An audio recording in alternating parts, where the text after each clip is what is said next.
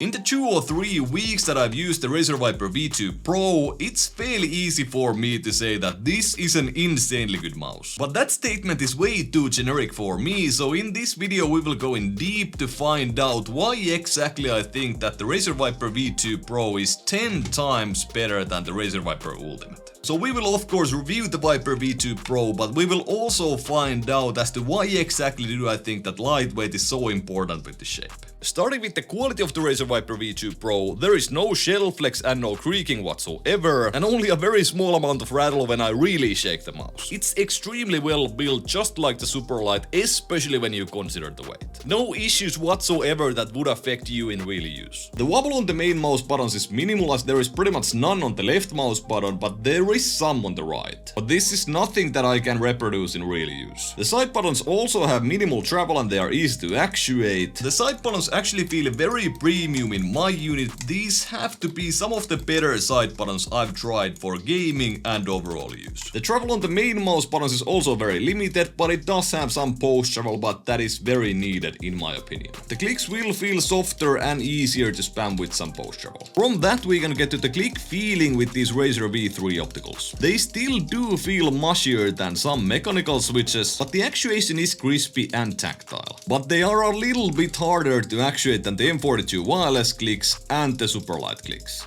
But still they do feel improved from the version 2 switches. Well, the feel of the actuation is much better, but the Razer VIPER Ultimate clicks were better in the sense that they are easier to actuate. Here's a quick sound test. So this is the VIPER V2 Pro. And this is the VIPER Ultimate. The scroll wheel has very defined steps and it requires sort of a medium amount of force. It's very nice for games and overall use in my opinion. The side buttons now protrude out of the shell more than with the VIPER Ultimate. I never really had any issues with the VIPER Ultimate side buttons in the games that I play, but maybe these are a little bit easier to reach. Coating or the surface finish on the V2 Pro is matte and it's slightly rough. It does feel very nice, but it could be more grippy. For me personally, the coating on the Superlight feels much grippier than the coating on the V2 Pro. The mouse feet are now much improved, as the VIPER Ultimate had 4 small feet, but the VIPER V2 Pro has 2 feet on the front and 1 larger feet at the back. The corners of the mouse feet are now more rounded and the glide feels very nice on pretty much all my mouse pads. Super nice even on my Infinite Hybrid version 2 Alex Odos edition. The sensor is now of course the Focus Pro 30K, which is pretty much the best sensor on the market at the moment. What especially makes it very good is of course the low motion latency, but even more so the fact that you can now actually use this sensor with pretty much any mouse pad and have no issues whatsoever. Even the Logitech Hero sensor with the Superlight does not go so well with all surfaces and it can spin out. So none of those will be happening with the VIPER V2 Pro, and you should have a consistent DPI among all surfaces. The feature set is pretty much the same as before, so there is asymmetric cutoff, so you can control when the sensor stops tracking when you lift the mouse and when it starts tracking when you put it down to the mouse pad. In my opinion, it's a nice to have feature and you can try some settings, but I just use the smart tracking 1mm option myself. Looking at the click latency, it's of course going to be great with the optical switches. It will beat the Superlight, but at this level bump testing is pretty much useless. So let's wait for tech power up or somebody else to run some tests, but the VIPER V2 Pro should be about 1.5 milliseconds faster than the GPX. Which is of course awesome to see, but you won't feel any difference in game. The battery life is decent, as with my use it lasts for about a week. And I use the mouse for work for about 8 hours per day, and on top of that about 3 to 4 hours for gaming and editing and such. It is decent, but not up to par with Superlight and the Starlight 12. If you want to improve it, you can use this setting at 100% and it will improve the battery life for about 10 to 20% depending on your use case. Talking about the shape of the VIPER V2 Pro, the one thing that really stands out is how flat the mouse actually is. It's quite low profile and there is pretty much no hump here on the back end of the mouse. The VIPER shape has very curved sides and it does flare out to the back and to the front quite a bit. It actually makes it so that the mouse does feel quite wide unless you grip it all the way from the middle. So basically for aggressive claw it doesn't feel that wide, but for relaxed claw, palm grip, maybe even fingertip grip, it can feel quite wide. All the curves on the back end of the mouse are very gradual, so the whole of your palm is pretty much touching the mouse when you grip it here.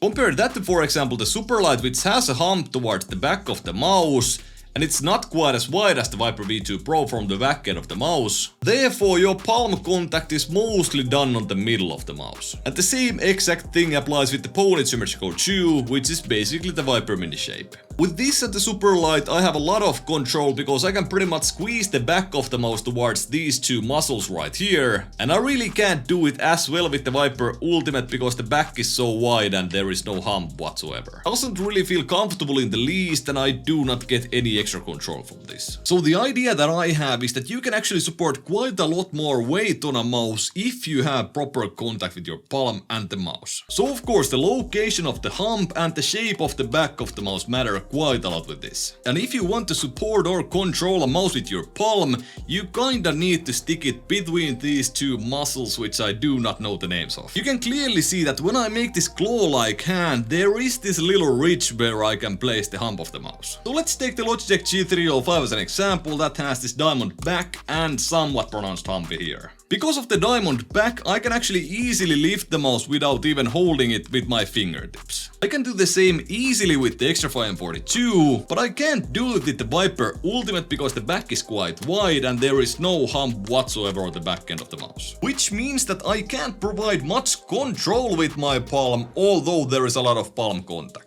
For this reason, I think that the lighter weight on the VIPER V2 Pro is a significant upgrade for me, as it should be for pretty much anybody who at least fingertip grips or claw grips the mouse in a similar way that I do. I feel much more in control and comfortable with the VIPER V2 Pro than the Ultimate. Micro adjustments and quick flicks feel more precise. Tracking feels better, especially when I have to switch directions quite quickly, but I do not notice much difference in smooth tracking. This is the main reason why I think that the VIPER V2 Pro is much better than the VIPER Ultimate. But I'm not here trying to convince you guys that what I feel is exactly what you will feel. Even if you have the same exact hand size as I do and claw the mouse in the same exact way, you might not consider palm control to be that important. Then we come to the question that is it worth the price? Well, first off, it's the same exact price as the Superlight had when it launched, and we have to remember that the pandemic is still very much in effect, so everything is more expensive. Components, shipping, packaging, etc, etc. Plus some significant R&D work has been done to develop the new tech that the mouse has. Razer develops everything in-house, so that is expensive, but that is why we see so much improvement in performance from them.